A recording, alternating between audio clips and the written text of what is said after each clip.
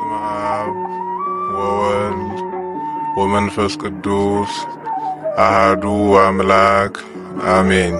ኦሪት ዘፍጥረት ምዕራፍ 2 ሰማይና ምድር ሠራዊታቸውም ሁሉ ተፈጸሙ። እግዚአብሔርም የሠራውን ሥራ በሰባተኛው ቀን ፈጸመ። በሰባተኛውም ቀን ከሠራው ሥራ ሁሉ ዐረፈ። እግዚአብሔርም ሰባተኛውን ቀን ባረከው ቀደሰውም፣ እግዚአብሔር ሊያደርገው ከፈጠረው ሥራ ሁሉ በእርሱ ዐርፎአልና። እግዚአብሔር አምላክ ሰማይና ምድርን ባደረገ ቀን በተፈጠሩ ጊዜ የሰማይና የምድር ልደት ይህ ነው። የሜዳ ቁጥቋጦ ሁሉ በምድር ላይ ገና አልነበረም፣ የሜዳውም ቡቃያ ሁሉ ገና አልበቀለም ነበር።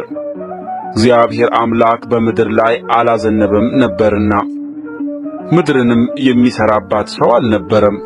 ነገር ግን ጉም ከምድር ትወጣ ነበር፣ የምድርንም ፊት ሁሉ ታጠጣ ነበር። እግዚአብሔር አምላክም ሰውን ከምድር አፈር አበጀው፣ በአፍንጫውም የሕይወትን እስትንፋስን እፍ አለበት፣ ሰውም ሕያው ነፍስ ያለው ሆነ።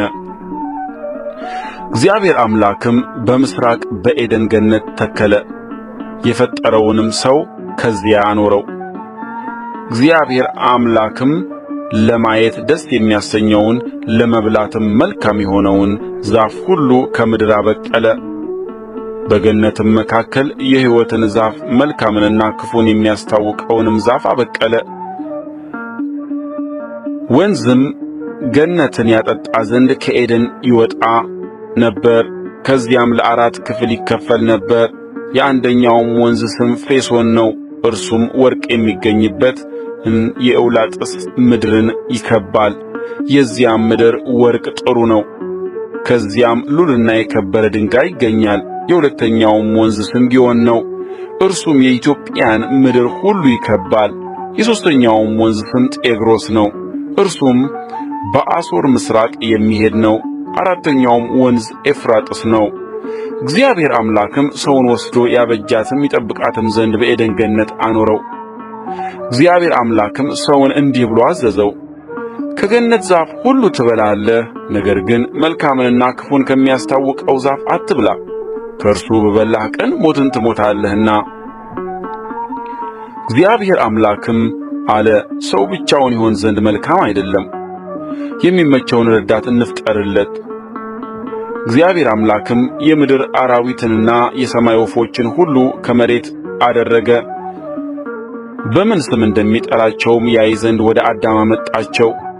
አዳምም ሕያው ነፍስ ላለው ሁሉ በስሙ እንደ ጠራው ስሙ ያው ሆነ።